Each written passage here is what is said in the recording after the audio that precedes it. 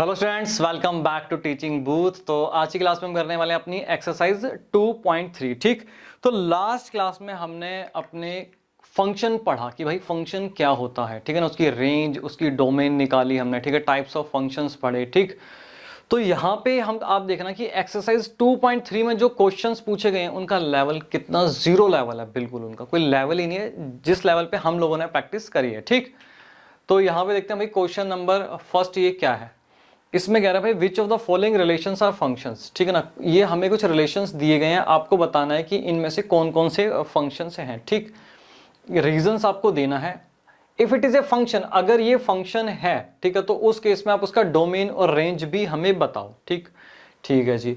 अब मैंने आपको फंक्शन पहले डिस्कस कर लेते हैं। फंक्शन हमने लास्ट क्लास में मैंने आपको क्या बताया था, फंक्शन बेटा क्या बताया था कि फंक्शन एक क्या है, फंक्शन एक मशीनरी है, ठीक है ना, एक मशीनरी है जिसमें हम क्या करते हैं, इनपुट डालते हैं, ये मशीनरी उस इनपुट को प्रोसेस करती है और क्या करती है, हमें आउटपुट देती है। ठीक है ना, ये क्या होती है, ये फंक्शन हमने ऐसे समझा था। इसमें मैंने आपको दो कंडीशंस भी इसमें समझाई थी। दो कंडीशंस क्या समझाई थी, एक कंडीशन मैंने आपको बताई थी कि मल्टीपल इनपुट्स पे अगर हम मल्टीपल इनपुट्स इस फंक्शन में डालें तो पॉसिबल है कि हमें एक सिंगल आउटपुट मिले, ये पॉसिबल है। ठीक, बट सिंगल इनपुट पे ये मल्टीपल आउटपुट कभी भी नहीं देता फंक्शन। आपको कैसे समझाया था, माइंड का एग्जांपल लेके कि हमारा माइंड मल्टीपल इनपुट्स पे सेम रिस्पॉन्स तो दे सकता है, बट एक ही इनपुट, माइंड को सिर्फ एक सिंगल इनपुट मिला तो मल्टीपल रिस्पॉन्स कैसे दे सकता है, ये पॉसिबल नहीं होता। फंक्शन भी हमारा सेम ऐसे ही काम करता है। ठीक, ये आपको समझाया था। तो इसमें क्या भैया, ये आपको एक क्या रिलेशन दिया हुआ, अब आपको बताना है ये फंक्शन है कि नहीं है। ठीक, तो फंक्शन मैंने आपको क्या समझाया था, सबसे पहले मैंने आपको समझाया भी अलग अलग तरीके से। एक तो मैंने आपको माइंड का एग्जांपल दिया था, मशीनरी का एग्जांपल दिया था, और एक मैंने आपको समझाया था एरो डायग्राम से। ठीक है ना, तो इस वाले केस में क्या करते हैं, इसको पहले आप एरो डायग्राम से देखो कि भाई फंक्शन है कि नहीं। एरो डायग्राम से इसको सबसे पहले हम देखते हैं। ठीक है जी, एरो डायग्राम से आपको मैंने क्या बताया था कि हम मान लेते हैं भाई कोई सेट ए है और सेट बी है, ठीक है ना, और सेट ए टू बी का ये रिलेशन है। ठीक, इसका मतलब सर ये हुआ कि इन ऑर्डर्ड पेयर के जो फर्स्ट एलिमेंट होंगे वो सेट ए के होंगे बेटा, बिल्कुल ठीक। तो यहाँ पे फटाफट आप लिख लो इसको, क्या हुआ, 2 5 8 11 14 एंड 17। ठीक, हाँ जी सर, बिल्कुल ठीक। अब हम बात करते हैं यहाँ पे सेट बी की। तो सेट बी का मतलब ऑर्डर्ड पेयर के जो सेकंड एलिमेंट होंगे उसमें क्या है, सिर्फ 1 ही है। हाँ जी सर, इसमें तो सिर्फ 1 है। ठीक है, तो हम यहाँ पे 1 लिख देते हैं। ठीक, अब आप मुझे बेटा एक चीज बताओ, मुझे एक चीज आप बताओ कि यहाँ पे क्या ऑर्डर्ड पेयर बना है, 2 से 1 बन रहा है, हाँ जी, 5 से भी 1 बन रहा है, ठीक है जी, 8 से भी 1, ये हमारे क्या है, ये हमारे ऑर्डर्ड पेयर बन रहे हैं। अब आप मुझे बताओ, मान लो ये क्या है हमारी, ये मान लेते हैं कि भाई ये क्या है हमारी, ये हमारी एक मशीनरी है। ठीक, इसमें क्या इनपुट्स जा रहे हैं, ठीक है ना, वो इनपुट यहाँ पे प्रोसेस हो रहे हैं और हमें क्या एक आउटपुट मिल रहा है, हमें क्या मिल रहा है, एक आउटपुट मिल रहा है। ठीक, तो मल्टीपल इनपुट्स पे सिंगल आउटपुट हमें मिल सकता है, ये पॉसिबल है। ठीक है ना, मल्टीपल इनपुट्स पे सिंगल आउटपुट हमें मिल सकता है, पॉसिबल है। बट एक सिंगल आउटपुट पे सिंगल इनपुट पे मल्टीपल आउटपुट्स फंक्शन कभी भी नहीं देता, ये हमने पढ़ा था। ठीक, तो इसकी मैं डेफिनेशन आपसे पूछूं तो कुछ याद है आपको डेफिनेशन कि भाई इसकी डेफिनेशन क्या होगी, अगर मैं आपसे पूछूं, यहाँ पे मैं कंडीशंस लिखूं अगर मैं यहाँ पे, ठीक है ना, conditions of a function, conditions of a function, क्या बेटा क्या है, जल्दी बताओ, कंडीशंस ऑफ अ फंक्शंस क्या पढ़ी थी सर, इसकी दो कंडीशंस आपने पढ़ाई थी, थोड़ा थोड़ा याद आ रहा है। क्या कंडीशन बताई थी बेटा, एक मैंने आपको बताई थी कि every element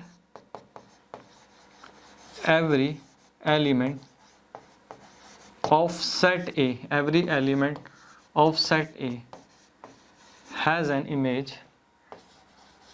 image in set B. हाँ जी सर, एक तो आपने ये हमें पढ़ाया था, अभी समझते बेटा क्या है, हो सकता है आप भूल भी गए हो।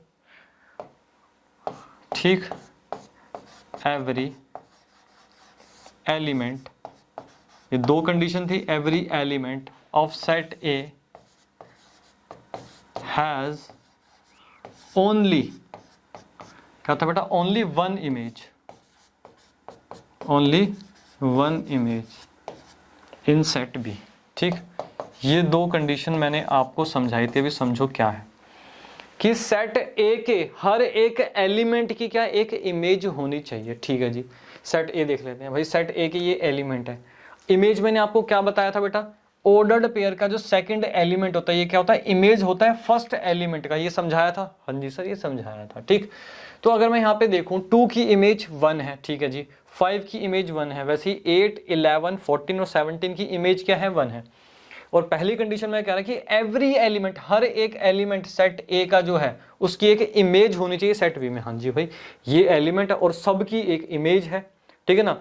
हाँ भाई 1 सबकी इमेज है, ठीक है ना, ये हमने पहली कंडीशन देखी। उसका कह रहा है every element of set A has only 1 image, सिर्फ एक ही इमेज होनी चाहिए। अगर मैं 2 की चेक करूं तो बेटा 2 की भी मेरे पास सिर्फ एक ही इमेज आ रही है। हाँ जी सर एक इमेज आ रही है, दैट इज 1। 5 की चेक करूं तो 5 की भी एक सिंगल इमेज है मेरे पास 1। वैसे 8, 11, 14 और 17 की मैं चेक करूं तो मेरे पास एक सिंगल इमेज ही, सिर्फ एक ही इमेज आ रही है जो कि 1 है। इट मीन्स जो हमें ये गिवन फंक्शन, गिवन रिलेशन है, क्या ये फंक्शन की कंडीशंस को सेटिस्फाई कर रहा है, इसलिए मैं इस रिलेशन को क्या बोल सकता हूँ, फंक्शन बोल सकता हूँ। हाँ सर इसको हम बोल सकते हैं फंक्शन। ठीक, तो फाइनली मैं यहाँ पे लिख सकता हूँ गिवन फंक्शन, गिवन रिलेशन, यहाँ पे हम लिख सकते हैं given relation satisfy the conditions of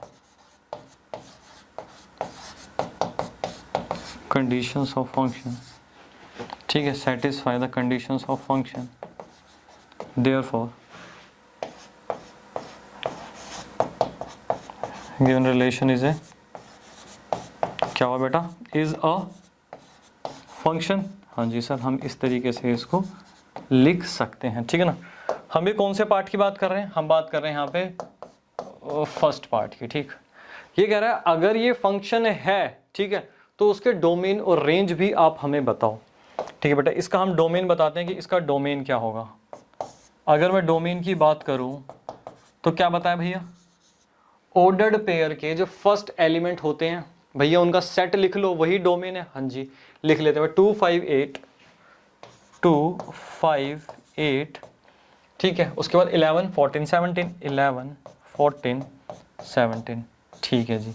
ये हमने क्या किया यहाँ पे सर, हमने तो यहाँ पे डोमेन इसका लिख लिया, ठीक है, यहाँ पे डोमेन लिख लिया। अब मैं कहता हूँ भाई इसकी रेंज बताओ क्या होगी, तो बेटा रेंज क्या होगी इसकी, ऑर्डर्ड पेयर के सेकंड एलिमेंट का सेट बना लो। ऑर्डर्ड पेयर के सेकंड एलिमेंट देखें तो भाई 1 ही आ रहा है, तो क्या होगा बेटा 1 ही आएगा। हाँ जी 1 ही आएगा, तो ये हो गई इसकी रेंज। ठीक, मैंने इस तरीके से आपको समझाया था। एक और तरीका था जो मैंने आपकी एक और डेफिनेशन समझाई थी कि भाई फंक्शन की ये डेफिनेशन भी हो सकती है। हो सकता है आपके स्कूल में इस तरीके से करवाया जाए, हो सकता है आपके स्कूल में इस तरीके से ना भी कराया जाए। तो इसका एक दूसरा वे क्या था वो भी मैं आपको बताता हूँ। ठीक, दूसरी डेफिनेशन मैंने आपको क्या समझाई थी, मैंने ये समझाई थी कि नो टू ऑर्डर्ड पेयर, जैसे कि लिख सकते हैं इसमें, यहाँ पे अगर मैं लिखूँ है ना, given relation in a given relation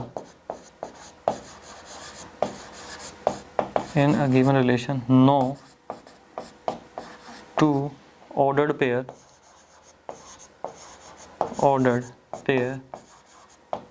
have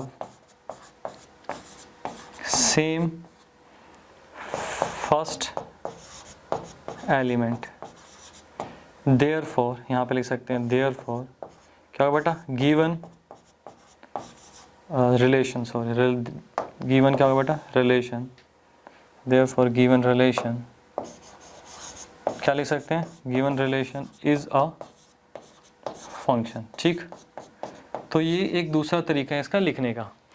हो सकता है अब आप प्रीवियस क्लास आप भूल गए, आपने रिवाइज नहीं किया, तो हो सकता है आप ये भूल गए, बट इसमें मैं क्या कहना चाहता हूँ कि भाई कोई भी 2 ऑर्डर्ड पेयर आप उठा लो, मान लो मैंने ये उठा लिया, ठीक, कोई भी 2 ऑर्डर्ड पेयर, इसको उठा लो, जिस मर्जी का आप कॉम्बिनेशन यहाँ पे बना लो। आपको ये चेक करना है कि उनके जो फर्स्ट एलिमेंट हैं वो सेम नहीं होने चाहिए। अगर ऐसा है तो इट मीन्स वो क्या है, फंक्शन है, फंक्शन की डेफिनेशन को क्वालिफाई कर रहा है। ये जो 2 चीजें मैंने लिखी है और ये एक स्टेटमेंट मैंने लिखी है बेटा, दोनों बिल्कुल सेम है।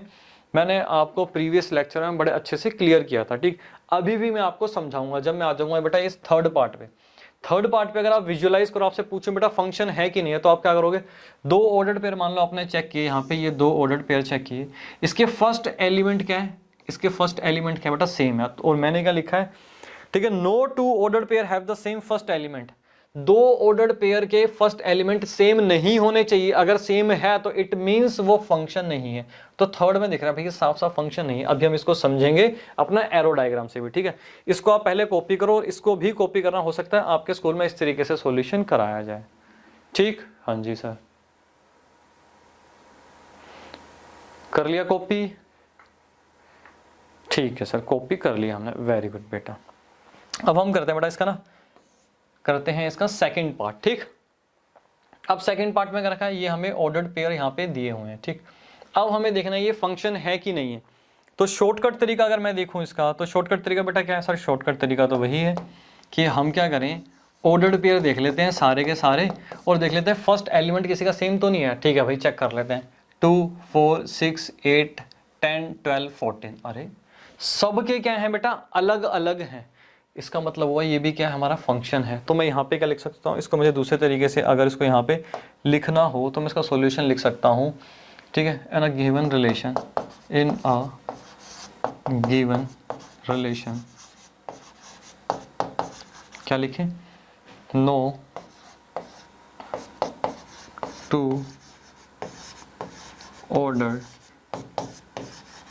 Pair have same first element, ठीक है ना, सेम फर्स्ट एलिमेंट, देयरफॉर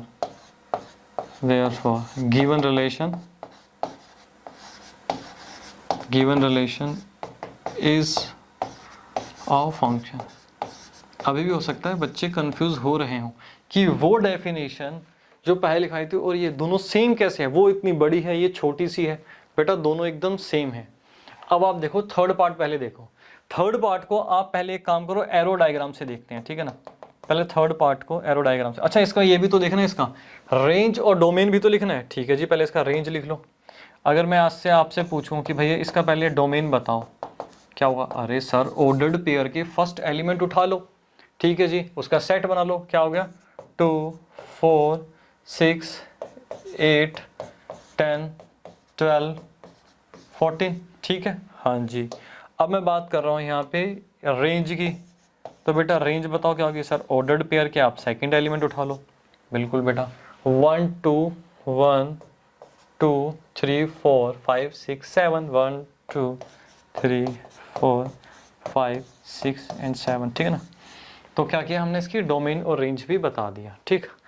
अब हम बात कर रहे हैं यहाँ पे थर्ड क्वेश्चन की बात कर रहे हैं। इस थर्ड क्वेश्चन को पहले आप एरो डायग्राम से देखो, ठीक है ना। इसको साथ साथ नोट कर लेना जब तक मैं यहाँ पे एरो डायग्राम बनाता हूँ थर्ड क्वेश्चन का। तो हम बना लेते हैं भैया ए से बी का कोई रिलेशन है, ठीक है। तो हमें क्या करने पड़ेंगे, ऑर्डर्ड पेयर के फर्स्ट एलिमेंट 1 और 2 बेटा उठा लो। 1 1 2 2 वाला, तो इट मीन्स 1 और 2 हुआ, हाँ जी सर 1 और 2 हुआ, ठीक। और यहाँ पे 3 5 और 3 और 5 हुआ, ठीक, 3 एंड 5 हुआ, हाँ जी सर ये हुआ। अच्छा अब बेटा इस क्वेश्चन पे ध्यान दो, थर्ड वाले पार्ट पे, ठीक। अब थर्ड वाले पार्ट में क्या है, ये आप फटाफट यहाँ से ऑर्डर पेयर बना के बताओ क्या बनेंगे, 1 और 3, ठीक है सर 1 और 3 बनेगा। और 1 और 5, हाँ जी 1 और 5 बनेगा, ठीक। अब बात करते हैं 2 और 5, 2 और 5 बन रहा है। अब पहली वाली जो कंडीशन थी सबसे फर्स्ट क्वेश्चन में आपको लिखवाई थी, क्या लिखवाई थी कि भाई सेट ए के हर एक एलिमेंट की एक इमेज होनी चाहिए सेट बी में, पहली कंडीशन ये थी। हाँ जी भाई, अगर मैं 1 की देखूं तो भाई 1 की भी इमेज है, ठीक है ना। 2 देखूं तो 2 की भी इमेज है, ठीक है ना। 1 की यहाँ पे 2 इमेज हैं, तो मतलब पहली कंडीशन तो हमारी सेटिस्फाई है कि हर एक एलिमेंट की सेट ए की इमेज है सेट बी में, ठीक है। सेकंड कंडीशन क्या थी, सिर्फ और सिर्फ एक ही इमेज होनी चाहिए। अगर मैं यहाँ पे देखूं 1, ठीक है ना, 1 की क्या है बेटा, 2 इमेजेस बन रही हैं, इस केस में 2 इमेज बन रही है, एक तो 3 बन रही है और एक तो 5 बन रही है, ठीक है ना। ये 2 इमेजेस बन रही हैं। क्या समझाया था, सिंगल इनपुट पे हमारा माइंड मल्टीपल रिस्पॉन्स हमें कभी भी नहीं देगा, ठीक है ना। तो यही बेटा है, अगर ऐसा हो रहा है तो इट मीन्स फंक्शन में गड़बड़ है, वो फंक्शन नहीं है, ठीक। ये समझाया था आपको, हाँ जी सर ये समझाया था। तो देखो वो 2 कंडीशन देख लो, या तो फिर आप ये देख लो ना कि 2 ऑर्डर्ड पेयर के, ये 2 ऑर्डर्ड पेयर है, इसके फर्स्ट एलिमेंट सेम नहीं होना चाहिए। फर्स्ट एलिमेंट सेम होने का बेटा मतलब ये हुआ कि एक इनपुट पे हमें दो आउटपुट मिल रहे हैं जो कि पॉसिबल नहीं है, तो इसलिए दोनों बातें बिल्कुल सेम है। ठीक है सर, अब हो गया क्लियर। ठीक, तो थर्ड पार्ट बेटा मैं लिख सकता हूँ यहाँ पे थर्ड पार्ट में लिख सकता हूँ, अगर मैं यहाँ पे लिखना चाहूँ, no two order given relation, no two ordered pair, बस यहाँ से आप ये हटा लो, टू ऑर्डर्ड पेयर, यहाँ पे थर्ड पार्ट आपका ये थर्ड पार्ट हो जाएगा। ठीक ठीक है, in a given relation two ordered pair have the same first element, ठीक है ना, same first element, therefore given relation is not a function. ठीक, is not a function. Clear हो गया? हाँ जी सर क्लियर हो। तो क्या हुआ, ये हमने यहाँ पे अपना थर्ड पार्ट भी इस तरीके से कर लिया। In a given relation two ordered pair have the same first element, ठीक है ना। ठीक है, उसके बाद यहाँ पे therefore given relation is not a function, आप इसको नोट कर सकते हो। ठीक है सर, नोट कर लिया। अब ये सेकंड क्वेश्चन में क्या पूछ रहा है, ये कह रहा है भाई find the domain and range of the following real functions. ठीक, सबसे पहले हम डिस्कस करेंगे रियल फंक्शन। मैंने आप लोगों को क्या बताया था, रियल फंक्शन क्या था बेटा, एक ऐसा फंक्शन था जिसका इनपुट मींस जिसका डोमेन और जिसका रेंज दोनों का दोनों क्या हो बेटा, रियल नंबर से बिलोंग करते हो। ठीक है ना, एक रियल नंबर हो उसको हम बोलते हैं रियल फंक्शंस। ठीक, पहले क्वेश्चन में क्या दे रखा है, ये आपको क्वेश्चन दिया हुआ, ये दे रखा है आपको मोड। मैंने आपको मॉडुलस फंक्शन भी कराया था, उसमें क्या समझाया था कि मान लो अगर मोड में हमारा -10 है, ठीक है ना, मोड से बाहर लेकर आएंगे तो क्या हो जाएगा बेटा, पॉजिटिव हो जाएगा। ठीक है सर, पॉजिटिव हो जाएगा। और मोड में अगर कोई पॉजिटिव है तो मोड से बाहर लाएंगे वो तब भी क्या होगा, पॉजिटिव ही रहेगा। ठीक है जी, ये हमने मोड फंक्शन समझा था। अब हम यहाँ पे बात कर रहे हैं कि भाई इसका डोमेन बताओ भैया, डोमेन क्या है। मैंने आपको समझाया था कि डोमेन किसी भी फंक्शन का जब चेक कर रहा हो तो आपको दो कंडीशन देखनी है कि डोमेन आप रियल नंबर में से कुछ भी रखो, बट आपकी ये दो सिचुएशन, दो आउटपुट आपके कभी भी नहीं आने चाहिए। एक तो 1/0 नहीं आना चाहिए, ठीक है ना, आपको ध्यान रखना है ऐसी कोई वैल्यू नहीं रखनी जिससे कि हमारी रेंज, जिससे क्या है फंक्शन का आउटपुट 1/0 आए, ठीक है ना। या फिर भाई अंडर रूट में क्या है, कोई नेगेटिव वैल्यू आए, ठीक है ना, कोई भी नेगेटिव वैल्यू आए। तो इन दो चीज़ों का हमारा ध्यान रखना कि ये नहीं आना चाहिए और ये नहीं आना चाहिए जब भी हम डोमेन रखते हैं। ठीक, इसकी बात करते हैं। इसमें आप कोई भी रियल नंबर डालो, कोई भी जो आपका दिल करे इस फंक्शन के अंदर, आप चाहे 1 डालो, आप चाहे इसमें 2 डालो, ठीक है ना, जो मर्जी डालो, ठीक है ना। अगर आपने 1 डाला रिजल्ट आया -1, ठीक है ना, आपने 2 डाला इस केस में तो रिजल्ट आया -2। आप पॉजिटिव भी डाल, नेगेटिव भी डालो, -2 आपने डाला इस केस में माइनस, ठीक है ना, तो -2 ये आ गया, तो भी आपके पास क्या मोड से बाहर आएगा, पॉजिटिव हो जाएगा, ये नेगेटिव साइन इसको नेगेटिव कर देगा। तो आपका जो दिल करे आप वो रियल नंबर डालो, जो आपको आउटपुट मिल रहा है, जो बेटा आपको आउटपुट मिल रहा है वो क्या मिल रहा है सर, वो भी हमें क्या मिल रहा है, रियल नंबर ही मिल रहा है। ठीक है, तो मैं ये बोल सकता हूँ इस केस में, मैं ये बोल सकता हूँ, ये लिख सकता हूँ कि इसका जो है डोमेन ऑफ एफ बेटा मैं क्या लिख सकता हूँ इस केस में, लिख सकता हूँ real numbers, all real numbers. हाँ सर, इस केस में हम लिख सकते हैं। अब आते हैं बेटा हम रेंज पे। अब रेंज बताओ मुझे इस केस में क्या होगी। रेंज अगर मैं आपसे पूछूं कि रेंज क्या है, ये बताओ आप, रेंज ऑफ एफ क्या होगी। अब यहाँ पे चीज देखो, आप इसमें चाहे पॉजिटिव वैल्यू रखो, आपने +10 रखा, ठीक है बेटा, तब भी आपके पास क्या आएगा, -10 आएगा, ठीक है ना। आपने -10 रखा, ठीक, कि -10 बाहर आके क्या हो जाएगा बेटा, पॉजिटिव हो जाएगा, बट नेगेटिव साइन अगेन इसको क्या करेगा, नेगेटिव कर देगा। तो चाहे आप पॉजिटिव रखो चाहे आप नेगेटिव रखो, आउटपुट हमेशा क्या मिल रहा है आपको, नेगेटिव ही मिल रहा है, ठीक है ना। और अगर आप 0 रखो तो आपको क्या मिल रहा है, 0 मिलेगा। तो मेरी रेंज क्या हुई, मेरी रेंज हुई -∞ से लेकर के बेटा 0, मेरी रेंज हुई, ये मेरे क्या होंगे इसमें रेंज आएगी मेरी। तो इस केस में मैं लिख सकता हूं कि भाई -∞ से लेके 0 को इंक्लूड करना है तो बेटा क्लोज ब्रैकेट लगेगा, ये हमने भी समझा था। ठीक, तो ये क्या हुई, मेरी रेंज हुई। अब हम करते हैं अपना सेकंड क्वेश्चन। ये तो सिंपल सा था, सेकंड देखते हैं क्या है। नोट कर लिया, कर ही लिया होगा बेटा। अब सेकंड क्वेश्चन में देखते हैं। इसने हमें ये फंक्शन दे रखा है, इसका डोमेन और हमें रेंज इस केस में इसका निकालना है। ठीक है जी। तो हम क्या करते हैं, सबसे पहले देखते हैं भाई हमें गिवन क्या है। गिवन है हमें f(x) = (√9) 9 माइनस एक्स स्क्वायर, ये हमें गिवन है। तो अभी आपको मैंने क्या समझाया था, डोमेन रखते टाइम हमें किस चीज़ का ध्यान रखना है कि हमारी जो अंडर रूट में कोई भी नेगेटिव वैल्यू नहीं आनी चाहिए। इट मीन्स जो मेरी इसकी वैल्यू है, एफ एक्स की जो वैल्यू है 0 आ सकती है या 0 से ग्रेटर आ सकती है। इसका मतलब ये हुआ, मैं लिख सकता हूँ कि 9 माइनस एक्स स्क्वायर मेरा ग्रेटर देन इक्वल टू 0 होना चाहिए। हाँ जी सर, ये लिख सकते हैं। ठीक है, तो इसको लिख सकता हूँ इस तरीके से मैं। हाँ जी सर, इसको इस तरीके से हम लिख सकते हैं। तो बेटा क्या आएगा, 3 प्लस एक्स आ गया। हाँ जी सर, 3 प्लस एक्स आ गया, और इसको 3 माइनस एक्स में ऐसे लिख सकता हूँ। तो मेरे पास क्या आ गए सर, आपके पास 2 क्रिटिकल पॉइंट आ गए। ठीक है ना, हम यहाँ पे लिख सकते हैं मेरे पास 2 क्रिटिकल पॉइंट आ गए। तो बेटा इनका करना क्या है सर, इनको नंबर लाइन पे फटाफट इनको प्लॉट कर लो। ठीक है जी, माइनस इन्फिनिटी और यहाँ पे आता है प्लस इन्फिनिटी, क्या आ रहा है बेटा -3। ठीक है, और ये 3। तो ये क्या आ गया बेटा मेरे, ये मेरे आगे सर आपके आ गए यहाँ पे इंटरवल्स आ गए। अब इन इंटरवल पे हम चेक करेंगे कि हमारी ये वाली कंडीशन, जो ये वाली कंडीशन है, ये वाली कंडीशन सेटिस्फाई हो रही है कि नहीं हो रही। इन इंटरवल पे हम चेक करेंगे। ठीक है ना, जोन से इंटरवल पे ये कंडीशन चेक कर रही होगी, हो सेटिस्फाई हो रही होगी, वही बेटा क्या है हमारा, वही हमारा डोमेन हो जाएगा। ठीक है ना, सबसे पहले देखते हैं 3 और इन्फिनिटी। ठीक है ना, इसमें बात करते हैं। आप 4 रख के देखो, अगर आप इसमें 4 रखो तो बेटा क्या हो जाएगा, नेगेटिव आ जाएगा। हाँ सर, और ये पॉजिटिव होगा। नेगेटिव पॉजिटिव से मल्टीप्लाई होगा तो क्या होगा, नेगेटिव वैल्यू आएगी, लेकिन हमें यहाँ पे क्या चाहिए, 0 से ग्रेटर चाहिए। ठीक, तो यहाँ पे क्या आ रही है, यहाँ पे तो आ रही है बेटा हमारी माइनस। ठीक है ना जी, ये इंटरवल तो हमें लेना ही नहीं है, 3 से लेकर इन्फिनिटी तक का। ठीक, अब इसके बीच में आते हैं, -3 से +3 के बीच में आते हैं। ठीक, इसमें आप बात करो, इसमें आप 2 रख के देखो। ठीक है सर, 2 रख के देखते हैं। अगर बेटा मैंने यहाँ पे 2 रखा तो क्या ये पॉजिटिव आया, हाँ जी, ये भी पॉजिटिव होगा, पॉजिटिव पॉजिटिव मल्टीप्लाई होगा तो ग्रेटर देन 0 ही आएगा। हाँ जी सर, ठीक है जी। अब एक काम करो, ये आउटर वाली वैल्यूज रख के देखो, -3 और 3, -3 अगर रखते हो तो ये 0 हो जाएगा, ये टर्म भी इसके साथ 0 हो जाएगी, मल्टीप्लाई होगा तो 0 के इक्वल आ जाएगा, 0 के इक्वल तो आ सकता है। हाँ जी सर, -3 भी आ गया। 3 रख के देख लो भाई, 3 भी रखोगे तो क्या होगा, 0 के इक्वल, ये 0 हो जाएगा, ये मल्टीप्लाई होगा इसके साथ तो ये भी क्या होगा, 0 के इक्वल हो सकता है। तो ये क्या आ रही है हमारी बेटा, ये हमारी आ रही है पॉजिटिव, तो पॉजिटिव तो हमें चाहिए थी।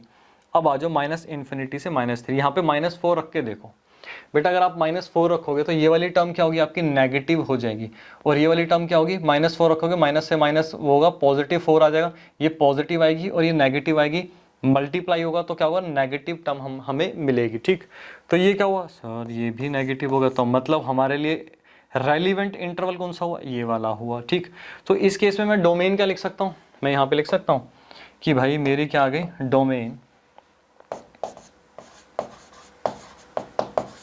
Domain of F. ठीक है ना, ये दोनों की दोनों वैल्यू इंक्लूड करेंगे। हाँ सर, दोनों की दोनों वैल्यू हम इसमें इंक्लूड करेंगे, तो हम इस तरीके से क्लोज ब्रैकेट यहाँ पे लगाएंगे। ठीक, हाँ जी सर, ठीक। अब हम बात करते हैं इसके रेंज की। तो रेंज बेटा मैंने क्या समझाया था आपको, किस तरीके से क्या करना होता है, रेंज एक बार रिवाइज करो। रेंज में मैंने आपको समझाया था, जैसे होता है ना एक्स, यहाँ पे अगर हम बात करें, यहाँ पे हम बात करें, अगर आपको क्या समझाया था, यहाँ वाई एक्सिस होती है, यहाँ पे एक्स एक्सिस होती है। ठीक है ना, नॉर्मली हमें क्या होता है कि ये वाला क्या होता है, समझाया था आपको कि भाई ये जो होता है डोमेन होता है, यहाँ पे वैल्यूज हम रखते चले आते हैं और हमें यहाँ पे वैल्यूज वाई की मिलती चली आती है, तो इसको बोलते हैं हम यहाँ पे रेंज। यही समझाया था, हाँ सर ये समझाया था। और जब हमें रेंज निकालनी होती है, मैंने क्या बोला था, फंक्शन को इन्वर्स कर दो। इसको मान लो कि भाई साहब ये क्या हो गया, रेंज हो गया।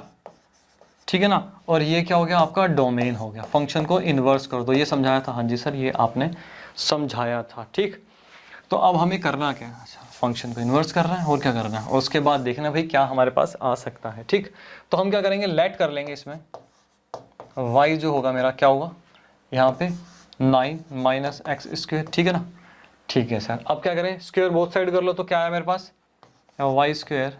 ठीक है ना, 9 माइनस एक्स स्क्वायर, इसको x की टर्म में ले आओ। ठीक, x की टर्म में ले आओगे इसको तो क्या आ जाएगा, 9 माइनस वाई स्क्वायर आ जाएगा। हाँ जी, आप अगर यहाँ से इस तरीके से सोल्व करो तो आपके पास ये रिजल्ट आ गया। ठीक है सर, ये रिजल्ट मेरे पास आ गया।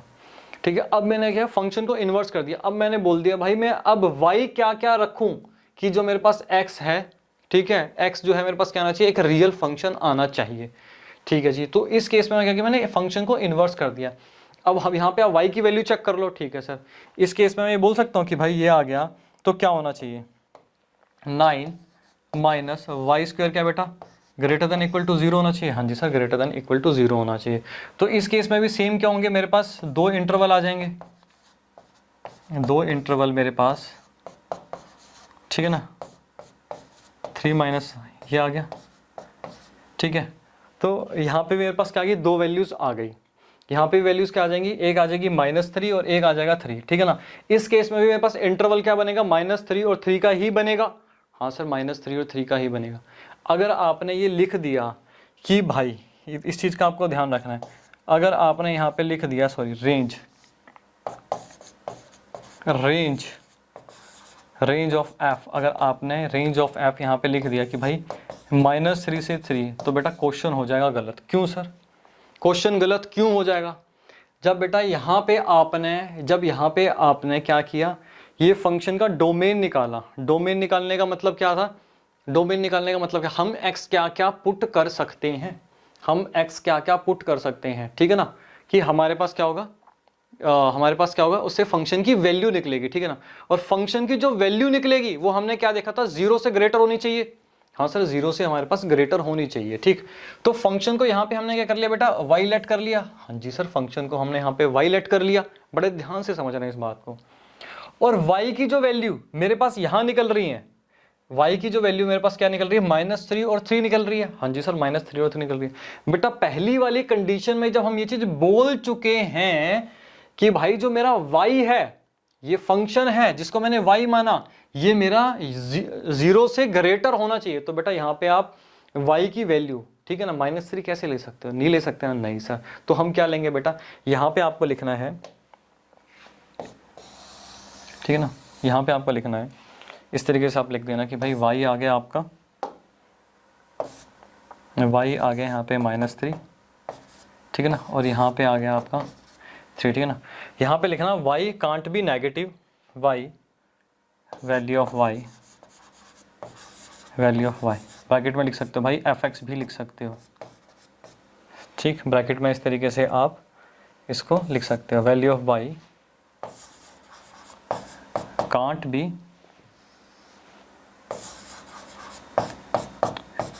बी नेगेटिव नहीं हो सकती, देयरफॉर, ठीक, यहाँ पे लिख देता हूँ मैं, देयरफॉर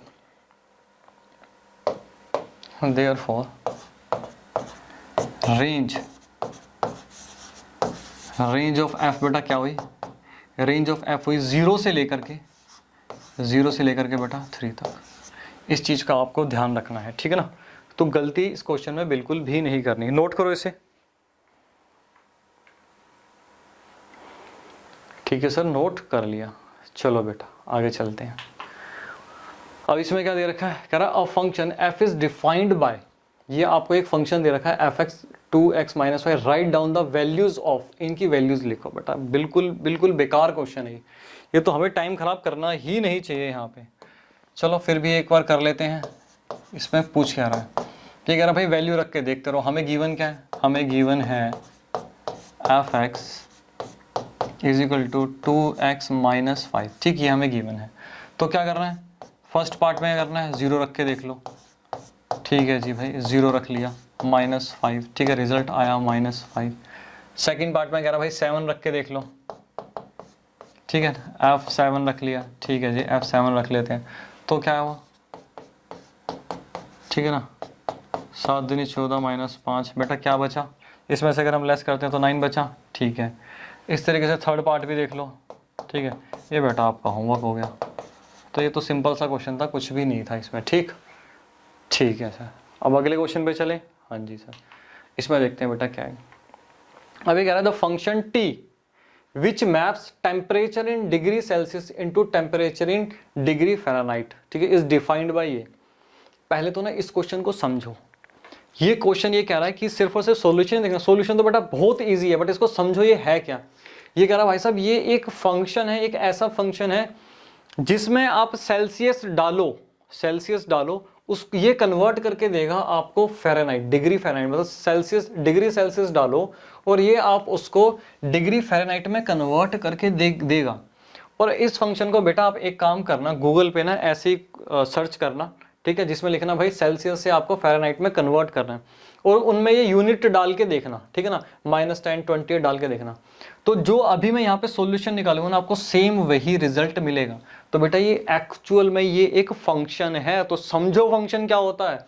आप इसमें सेल्सियस डालते जाओगे, डिग्री, ठीक है ना, डालते जाओगे और आपको फ़ारेनहाइट में रिजल्ट मिलता चला जाएगा। ठीक, क्वेश्चन देखो, सॉल्यूशन कर लेंगे। सॉल्यूशन में तो बेटा कुछ दम ही नहीं है, ये आपका होमवर्क होना चाहिए। ठीक, तो फंक्शन को नॉर्मली हम ऐसे लिखते हैं ना, एफ एक्स करके लिखते हैं, ठीक है ना, उसके बाद एफ की वैल्यूज लिखते हैं। तो यहाँ पे थोड़ा इन्होंने अलग तरीके से दिया, इन्होंने टी क्या दे दिया बेटा, टी सी दे दिया, ठीक है। तो इस तरीके से भी उन्होंने दिया, तो कोई दिक्कत वाली बात नहीं है, ठीक है ना, ये फंक्शन ही है हमारा। ठीक, तो हमें गिवन क्या है, हमें बेटा गिवन है, हमें गिवन है यहाँ पे T C is equal to 9c5 + 32। ठीक, सबसे पहले भाई जीरो रख के देख लो, जीरो रख के देख लेते हैं सर। ठीक है जी, जब आपने इसमें जीरो रखा तो क्या मिला बेटा, मल्टीप्लाई 0 डिवाइडेड बाय, तो क्या मिला आपको सर, हमें यहाँ पे रिजल्ट मिला 32। ठीक है जी, अब हम बात करते हैं यहाँ पे सेकंड पार्ट की। यहाँ पे कह रहा भाई 28 रख के देख लो, 28 रख के देखें। ठीक है जी, 28 रख के देखो क्या रिजल्ट आपके पास आ रहा है, डिवाइडेड बाय 5 + 32। तो बेटा 28 को अगर मैं 9 से करता हूँ तो क्या आता है बेटा, 9 दूनी 18 180, ठीक है, और 9 8 जा 72, ठीक है, 2 आ गया, 8 7 15 आ गया, ठीक है, 252 आ गया। हाँ जी सर 252 आ गया। ठीक, 252। ठीक, इसका बेटा एलसीएम ले लो, कितना आ गया, 5 2 10 3 15 160, ठीक, डिवाइडेड बाय 5। इसको एक बार प्लस कर लो, कितना आ रहा है 0, सॉरी यहाँ पे क्या आ गया 2 11 2 3 और 1 4। ठीक, ये आपका रिजल्ट आ गया, ठीक है ना। इस तरीके से आपका इसका सॉल्यूशन लिखा हुआ है।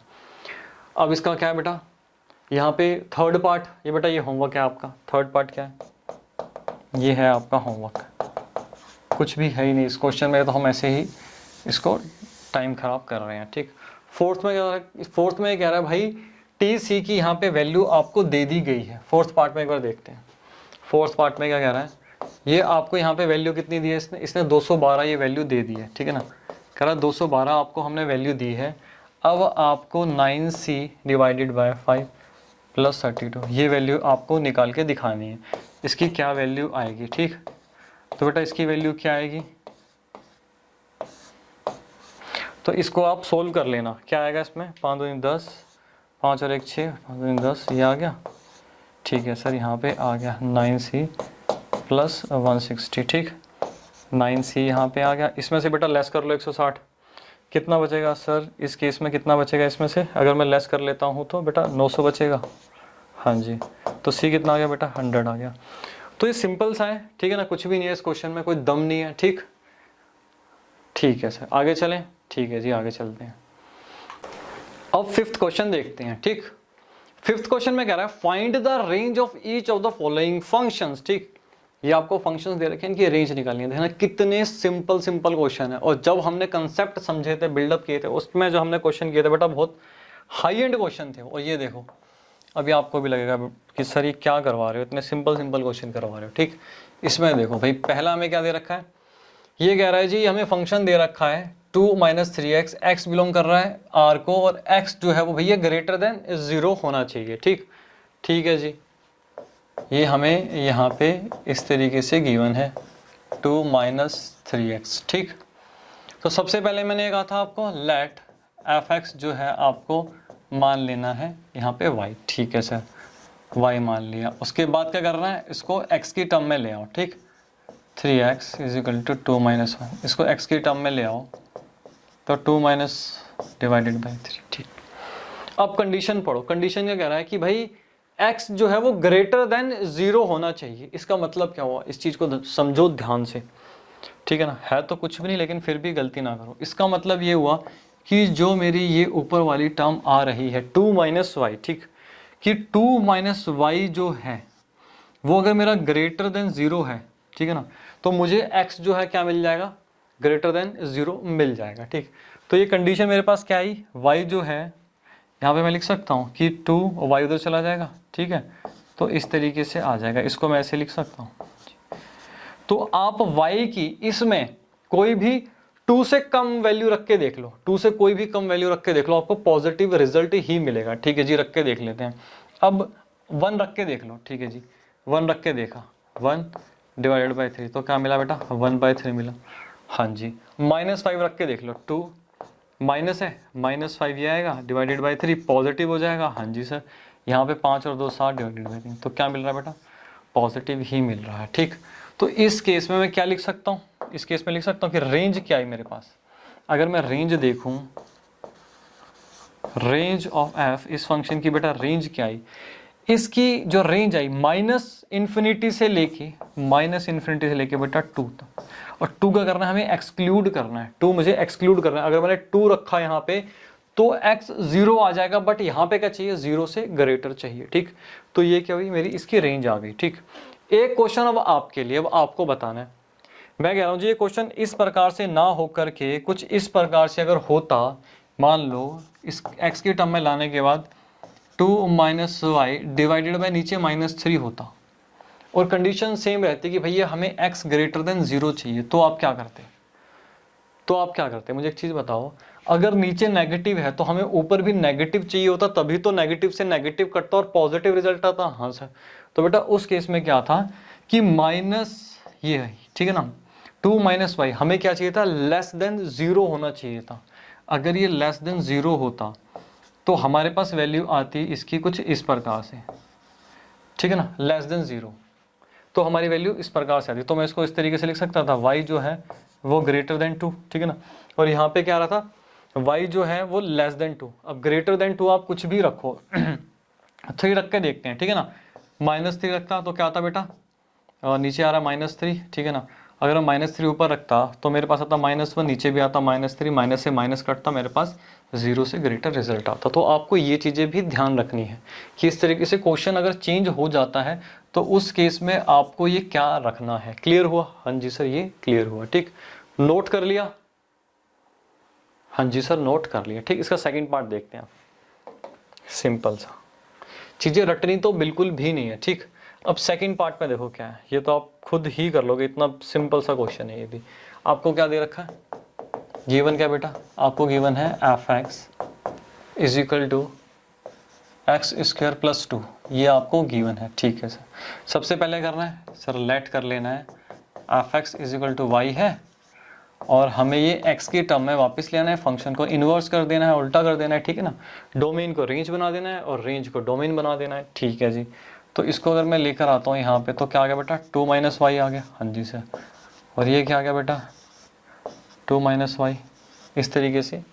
हाँ सर, सिंपल सा। अब ये क्या होना चाहिए, ये क्या होना चाहिए सर, ये 0 से ग्रेटर होना चाहिए, 0 या फिर 0 से ग्रेटर होना चाहिए, नेगेटिव में वैल्यू नहीं आनी चाहिए। ठीक है बेटा, वेरी गुड। तो मैं ये कहना चाहता हूँ यहाँ पे कि मैं लिख सकता हूँ 2 - 5 ग्रेटर देन और इक्वल टू 0। हाँ जी सर, ये हम लिख सकते हैं। ठीक, तो बेटा y उधर चला गया तो क्या वैल्यू है इसकी, इस तरीके से आया। हाँ जी, इसको मैं ऐसे लिख सकता हूँ। हाँ सर, इसको हम इस तरीके से लिख सकते हैं कि y की हमें या तो हम 2 रखें या फिर बेटा 2 से हम नीचे रखें, तो क्या आएगी मेरे पास 0, या फिर 0 से मेरे पास ग्रेटर वैल्यू यहाँ पे आएगी जो हमें चाहिए, तो अंडर रूट में नेगेटिव वैल्यू नहीं आएगी। अच्छा, तो इस केस में बेटा रेंज में क्या लिख सकता हूँ, इस केस में अगर आपसे पूछो तो क्या हुई, रेंज ऑफ f, इस केस में बेटा आपके पास क्या हुआ सर, रेंज ऑफ f हुआ -∞ से लेके, और ये 2 को इंक्लूड करना है कि एक्सक्लूड करना है, चेक करो। 2 रखते हैं तो हमारे पास क्या आता है सर, 0 आता है। बेटा 0 तो चलेगा ना, 0 तो आ सकता है। ठीक है, तो इसको क्या करना है, इंक्लूड करना है। इतना सिंपल क्वेश्चन, देखो कुछ भी दम ही नहीं है इनमें। ठीक, अब थर्ड पार्ट देखो। थर्ड पार्ट में कह रहा है f(x) = x, x is a real number, इसकी रेंज बताओ बेटा। जब f(x) = x है, जब ये इसके बराबर ही है तो क्या होगा बेटा, इसका सॉल्यूशन तो मैं तो कह रहा हूँ इससे सिंपल तो कुछ हो ही नहीं सकता। रेंज ऑफ f, इसमें आप कोई भी डोमेन डालो, आपको क्या मिलेगा बेटा, रियल नंबर ही मिलेगा। कोई भी इसमें 1 2 3 x की वैल्यू जो मर्जी रखते रहो, आपके पास क्या मिलेगा, रियल नंबर ही मिलेगा। ठीक, तो बेटा ये एक्सरसाइज भी हमारी यहाँ पे कवर हुई, बिल्कुल सिंपल थी। अगर आपने प्रीवियस क्लासेस अच्छे से ले रखी है तो आप सोच रहे हो सर क्या मजाक कर रहा हूँ हमारे साथ है, ठीक है ना, तो बहुत ही सिंपल क्वेश्चन थे ये। ठीक, अब हम करेंगे बेटा अपनी मिसलिनियस एक्सरसाइज। ठीक,